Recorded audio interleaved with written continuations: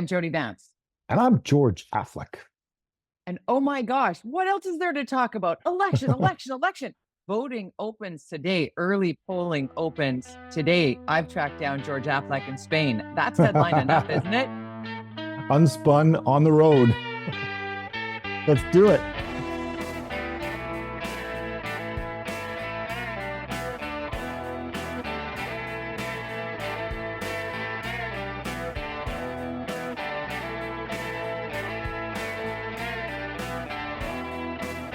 Oh, my friend, what time is it there? It's 5:40, and I'm in the middle of northern Spain. Done 26 kilometers today, hiked, and did 26 Wow. yesterday. So, bit tired, but we're gonna 5:40 in the 5:40 in the evening, everybody. Yeah. So been I got walking the since 7. I got the 15 minutes heads up at 8:30 in the morning. Yeah, that's right. We're both dressed the nines. That's right. Look at us all fancy for our podcast. But we got so much to talk about because Yeah. we've got some controversy. We've got to talk about the debate that went down 2 nights ago. Oh my goodness. We got a debrief on that. How I dropped your name at Rob Shaw's event, political capital event. It was very funny. So where do we want to start? Or do we start with the controversy swirling around John Rustad from a couple of days ago when he decided he's only going to take questions from the media gallery on subjects that he has decided are on the table? It's such a bad move.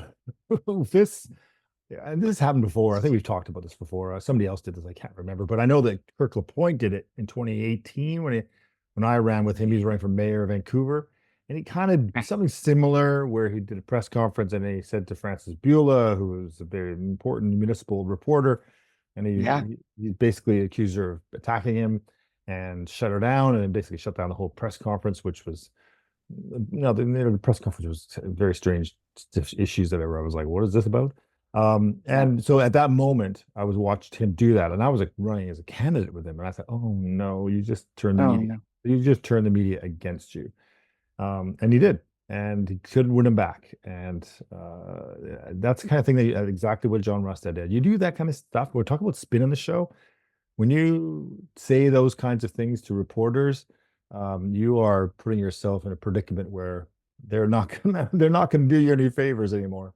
That's for sure. And not only not do you favors, they're going to find stories to tell, because there is that balance in media of when, especially during a campaign, once the writ is dropped in a run up to election, you're actually tracked on how much you talk about each of the candidates and how many candidates you speak to, and there's fairness rooted in coverage.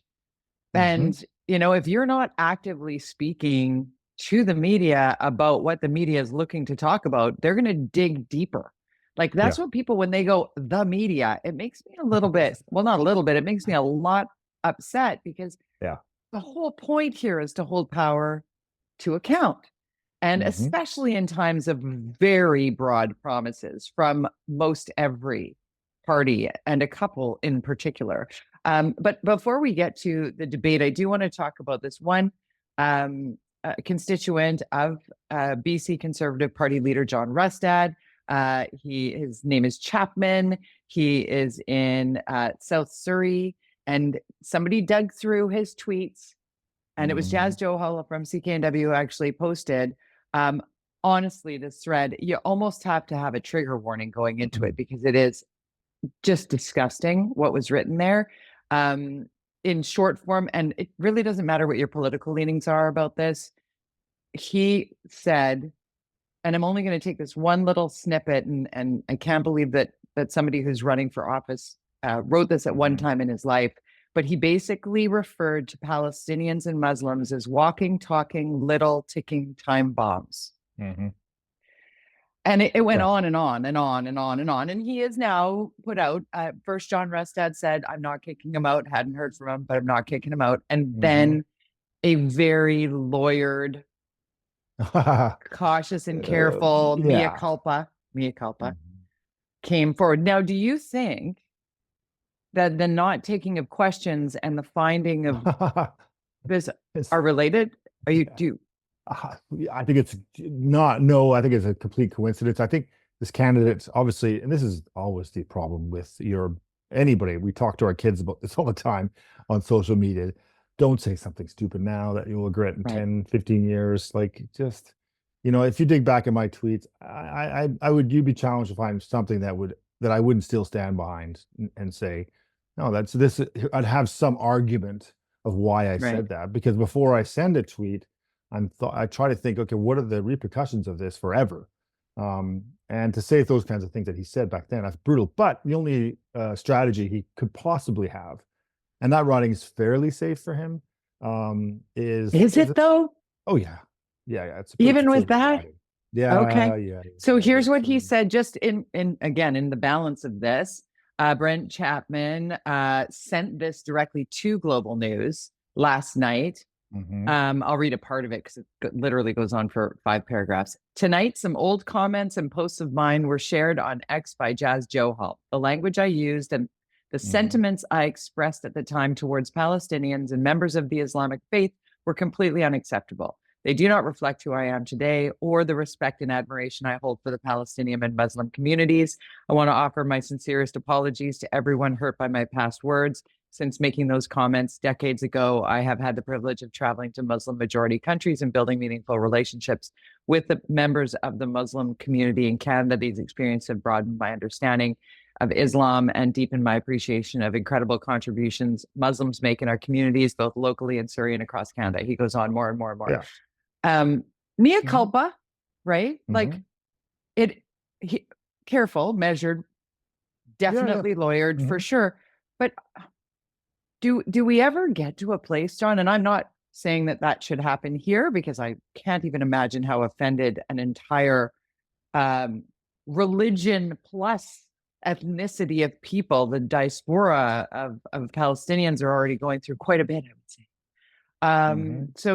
But just if this was, put it in a more general sense, should you be allowed to apologize when you're a politician for something that gross that you wrote 10 years ago that you're now trying to are we in a place that's possible? Well, I mean, I can't check the writing because you said South Surrey, but and I thought that was somebody else running, but because that was South Surrey would be conservative, but I don't think it's the right exact. There must be 2 ridings out there now. Must be a new riding. Let me check. So you keep talking and I'll check. I would say that, you have to do an apology. You can't delete something like that because of course it'll still be found. So you have to, the fact that this is the challenge that the Conservative Party has. And I talked about this a few weeks ago, vetting candidates, can't see it. Surrey South. So isn't yeah, okay. Maybe it's Surrey South and South Surrey White Rock. Yeah, maybe there are 2. Yeah, that's right. Yeah. Okay, that might be right. Because White Rock has a different candidate.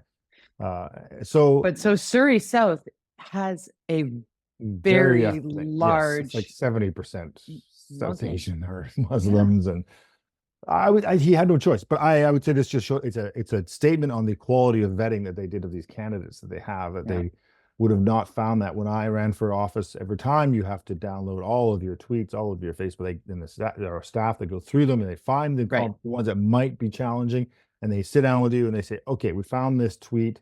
What's your response to this? How are you going to deal with this? If they found something like that, they would not have let you run. If a party would not let you run because of that they just wouldn't allow you. He's there though. He's a candidate. So the only possible solution he has at this point, if the party's not going to kick him out, which clearly the party's not going to do, for whatever reasons, they are, going to. I got my son calling me from another room here right now. Sorry. Yeah, it's okay. Do you need to take that? No, I don't even know how I can. Hold on. Say decline him. Sorry, Quinn. He'll have to walk down the hall and knock on the door. That'll be fine. This is a special edition. Exactly. And a short one because I got to leave in 12 minutes. But so it's a challenge. But then that other press conference with him and then the debate, I think the steam is kind of, it's in the wrong direction right now for the Conservatives. We have 1 week left. And I think you said you saw some data following the debate that the EB was benefited from that there was a bump for him. Got a bump. Yes. So that's interesting. It's never too late to get raise that tide for your team. It's 46-42. So it's not a wide margin. It could even be in the margin of error, but it was like a dead heat with the Conservatives sort of inching up depending on the day. Yeah. The Greens sitting at 9%. let's talk a little bit about Just on the polling, I saw a Oh, number where go 50 ahead. seats to 46. I saw it for NDP based on polling and based on data per riding. Gordon Campbell comes out with that letter. I don't know if that's a positive or negative for the. I like Gordon Campbell, and I think he was a good premier. And I know a lot of people don't think that, but I think that may be a negative for the Conservatives. Much like Christy Clark saying vote for Conservatives would not be a positive, as much as you might like Christy Clark as a person, whoever, all you people who are, and I like Christy Clark. So these are things that are happening. You like Christy Clark as a person, or Christy Clark as a leader? leader? I thought she was a good. I thought she was doing. I thought, yeah. I mean, I thought she was a good premier. I think she had some, and then she lost touch with realities at the end. I think, and lost her focus on what she said she was going to do, which is never good. And Gordon Campbell stayed in too long. We've talked about that a lot. 2 terms, get out. Yeah, 2 terms, get out. So I want to talk about the debate because I thought it was fascinating. And going into the debate, there was a lot of conversation. I believe we touched on it last week about, you were saying that science doesn't really matter in an election, and that's not what people are going to be talking about. But again, Chris Sankey's comments, the candidate running under the Conservative Party of British Columbia, who had said and maintains his thoughts around the COVID-19 vaccine causing AIDS, continues to be a talking point that John Rustad could not find in his vernacular to denounce during the debate, which ended up being quite the standout moment. Like, it should be pretty easy to go, no, they don't, right? Like, it just wasn't. He should have diffused it. That's what all the pundits on the panel, because I was at the Czech thing, they were like, this is crazy. But in the debate, you would have loved watching it, George, because, and I noticed this when I did the BC Care Providers debate as well, where Adrian Dix and Eleanor Sturko, whenever we're standing next to one another, and every time Eleanor talked, and we'll pretend Eleanor is over here, and every time Eleanor talked, Adrian Dix went like this. So David-Eby did that, and it was in a trio screen, and he kept, like, it was profile most of the show when John Rustad was speaking, and it got distracting. So visually speaking, there was like this bit that made you kind of like, and David-Eby is what, 6'9" or something crazy like that. 6'7", 6'9". He's very, very tall. Sonia Furstenau is like my height. She may be 5'5". And then John Rustad's under 6 feet tall. So the staging itself was awkward. Chachi Curl did an amazing job as per usual. So that just kind of sets the scene for you in terms of what the debate looked like and felt like. Off the top, everybody was tight, but David-Eby was the tightest. I've never seen him. I'm in his constituency, so I've watched this man for years, long before he was, at that upper level. We weren't seeing David-Eby, the Attorney General. We were seeing like, we should hold the course. We should continue doing what we are doing. And then Sonia Furstenau just, teed it up, swung for the fences. She looked so ready and smart and on it, but so deep in policy, you'd be like, she'd lose like half the audience. And like, what are we talking about? I don't even know what we're talking about anymore. It was wild. She can, she had nothing to lose. But I think I think the Greens get wiped out in this election. But let me just before you give me your analysis, I'm going to give you the one more thing with John Rustad, because it's really important. He immediately launched into a story about, on the way to this event, I drove by somebody and watched them dying of an overdose, which, by the way, the BC Coroner Service has come forward and said there have been no. So that's how it looked. And by, the 5-minute, 8-minute mark, Eby loosened up, Furstenau found her feet, and the battle started going, and John Rustad more and more and more and more and more shrank. So unspin it for me. Well, momentum, right? It's all about momentum in politics. The momentum was on Rustad's side. A debate can change everything. That's what happened in 92 with the Social Credit Party and Gordon Wilson, and the momentum. It wasn't this tight to the election day, though. I think it was about 30 days out. So it's, where it changed everything. I don't think that this debate did that. But when you have No. the triple whammy in the same week where he didn't kill it, Rustad didn't kill it at the debate. It comes out that he was not potentially fully truthful. Maybe potentially that's what we're hearing. He has a candidate, as predicted. There are some of these candidates he has, which are coming out, that are coming out of the woodwork as far as things they've said, which is not good. And he's at a press conference and telling media that these are not good. These are not things that keep your momentum going. But is it enough for him to actually reverse the momentum? I think this election will come down to those candidates in those ridings where people are looking at them going, yeah, the Conservative Party and that guy, nah. So, So in the interest of time, because we only have 6 minutes, and this is, I think, something that I wish you were on this panel, because like I said, I gave you the shout out when I was watching it, because one of the questions I posed, because the audience questions to the Political Capital group, where I just said, like, did any undecideds find a home here? And the answer from the panel was fairly resoundingly a no. Amanda in the background there. Through the This mirror. guy over here. This guy. No, Amanda's in the background there. Oh, Amanda. Oh, hi. Hi, Amanda. She's over to the band. Sorry. No, that's funny. Yes.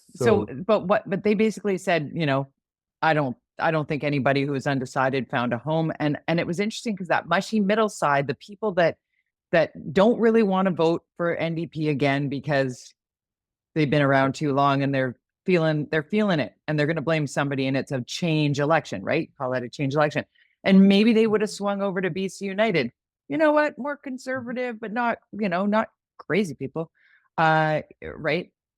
Yeah. Was what the mushy middle undecided, maybe NDP voter is kind of thinking. But the BC Conservative has swung so far to the right that they're like, whoa. I cannot vote for somebody who believes that about vaccines, is saying that about, diaspora and really anti-LGBTQ2 plus and whatnot in school, like those types of things that have been part of. So now they're going, well, Sonia sounds really smart. Is a vote for the Green Party a vote for the Conservative Party? Yes, I think, because I know a lot of people who might. It's always surprising the people who vote Green. They're not necessarily left wing. They're quite often conservatives who want to make, and they have some, for whatever reason. I think my mom did this once, voted Green, and I was like, what? She said, well, I'm fiscally thinking on this, and but they really speak to me about the environment, and that's one thing that neither NDP nor the Conservatives are talking about or seem to have done anything about for a long time in a big way. And so I think a lot of NDPers are going, remember the environment? NDP used to be the face of that. And so I think there's an opportunity there, but yeah. And so it could be a spoiler, but then that's kind of why Gordon Campbell counts saying, don't throw away your vote Conservative, make a choice. Because, and the polling I saw a year ago, before all the mess with Conservatives and all this stuff that happened, there was a scenario for BC United to win. Like the data was really, and nobody would believe you if you said that a year ago. Nobody. But BC United had the data that showed that they would potentially win in the election, that they had the ability to do that and have a majority, and nobody would have believed it. But the Conservatives now have eaten up all that stuff, but they have this baggage that we've talked about, and this this lack of federal Liberals being interested in voting for them. So where do those people go? Green. When you say Green, and they'll plug their noses and vote NDP, or they'll go, okay, change, let's go Conservative. So then there was the one more comment that the Jillian, who is the Conservative strategist, who was on the panel, and she said one thing that was very interesting, and I think this might have been where your name came up, just in terms of ask George-Affleck, that if you had said to her 2 months ago that independent candidates would be finding themselves competing at a high levels, because the former BC United candidates who wouldn't go Conservative because they had no money, they're not allowed to fly the banners, they're not, like, they're starting from scratch, and she's like, what we didn't realize then is the BC Conservatives are the same. Like, they didn't have the know-how, they didn't have the machine behind it, and even if they were able to raise funds, what to do with those funds. And that's really interesting in terms of like what the independents with the Greens might be able to do in a minority government scenario? Like, are we going back to 2017? Are we a matter of confidence all over again? Potentially. I think the only independent that might win will be Mike Bernier. I think that's the only one I think that will win. I really don't see any other independents winning across this province. I think he might be the only one that can pull it off. I'm sorry to the independents out there, whether you're a BC United before, it's just not something voters do. They really don't. I think that Judy Higginbotham from Delta, who did a few terms as an independent, but she didn't really have a candidate. I don't think Gordon Campbell ran a BC Liberal against her. So he gave her that. So she was kind of a BC Liberal. She's there, but she's pretty aligned with them. So I just don't see it happening. But I do think that there is potentially a minority government coming, that it could happen one way or the other. And so that means if there's no, like there was in 2017, Green Party to support that minority government, you're just a minority government and anything can happen. That means there probably will be an election within 2 years if that happens. So, because we're going to be so busy again, George. I have to track you down on the Camino Trail in Spain. It's 9:00. I promise to let you go. I know, I gotta go. Opens today, October the 10th. Follow along on the travels of George at George _Affleck, at George _Affleck on your Twitter. I'm at Jody Vance, Jody with the Y. Follow UnSpun podcast, like, subscribe, share with your friends. And we'll do this again, George, on short notice. You can be a glass of wine in and I'll be just out of my jammies. See you later. Bye.